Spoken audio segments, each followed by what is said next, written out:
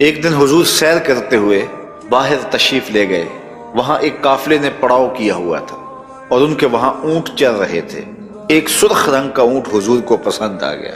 قافلے والوں سے کہا کہ بیچتے ہو؟ انہوں نے کہا جی ہم بیچتے ہیں۔ کتنے کا بیچتے ہو؟ کہا اتنے کا۔ سودا طے ہو گیا۔ حضور فرمایا میں تاجرانہ غرض سے تو آیا نہیں تھا، میں تو سیر کے لیے آیا، یہاں تمہارا اونٹ مجھے پسند آ گیا تو میں اس کا خریدار بن گیا، میں اپنے شہر میں جا کر اس کی قیمت تمہیں بھیج دوں گا۔ اونٹ پکڑا اور حضور سوئے مدینہ چل دیے۔ جب تک حضور دکھائی دیتے رہے وہ حضور کو دیکھتے رہے۔ جب نظروں سے اوجھل ہو گئے تو دل پہ ہاتھ رکھ کے کھڑے ہو گئے۔ تھوڑی دیر کے بعد جب سکتے سے باہر آئے تو ایک دوسرے سے پوچھنے لگے کہ ایک شخص آیا اور وہ تم سے اونٹ لے گیا، تم نے نہ اس کا پتہ پوچھا، نہ کوئی اس نے ضامن دیا، اور نہ تم میں سے اسے کوئی جانتا ہے۔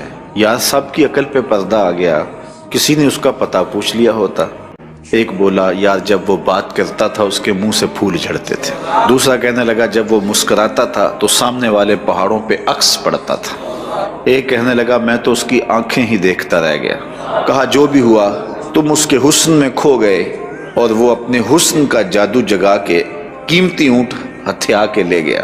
تو جب انہوں نے یہ بات کہی تو امام زرقانی لکھتے ہیں کہ اب تک خاموش بیٹھی قافلے کے سردار کی بیوی نے خیمے کا پردہ سرکایا اور ان سے مخاطب ہو کے کہا خبردار اس کے خلاف کوئی بات کی، اللہ کی قسم میں نے ایسا شخص دیکھا ہے کہ جس کا چہرہ چاند کا ٹکڑا ہے، خبردار اس کے خلاف کوئی بات کی، اس کی ضمانت میں دیتی ہوں، اگر وہ قیمت نہ دینے آیا تو قیمت مجھ سے وصول کر لینا۔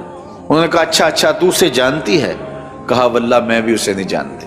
تو کہا پھر ضمانت کس بات کی دے رہی ہے؟ کہا جب تم سودا کر رہے تھے میں نے خیمے کی اوٹ سے اس کا چہرہ دیکھا تھا، اور جس کا چہرہ اتنا سونا ہو وہ جھوٹ بول ہی نہیں سکتا۔ کچھ دیر گزری، حضور علیہ السلام کے فرستادہ اشخاص حاضر خدمت ہو گئے۔ تو ایک شخص آیا جس نے کہا کہ میں رسول کریم صلی اللہ علیہ وسلم کا قاصد ہوں اور حضور نے مجھے تمہاری جانب بھیجا ہے، اور یہ لو کھجوریں، ان سے اپنی قیمت پوری کر لو، اور یہ کھجوریں حضور نے تمہاری ضیافت کے لیے بھیجی۔ انہوں نے کہا کہ قیمت تو ہم لیں گے لیکن بتا وہ پیارا رہتا کدھر ہے؟ انہوں نے کہا کہ وہی یہ کھجوروں کے جو جھنڈ دکھائی دیتے ہیں یہی اس محبوب کا ڈیرا ہے۔ امام زرقانی لکھتے ہیں کہ سارا قافلہ اٹھا اور حضور کے قدموں میں جا کے بیٹھ گیا۔ سب نے اسلام کی دولت حاصل کی تو حضور کا چہرہ ہی اتنا خوبصورت تھا کہ جو دیکھتا تو پھر دیکھتا ہی رہ جاتا۔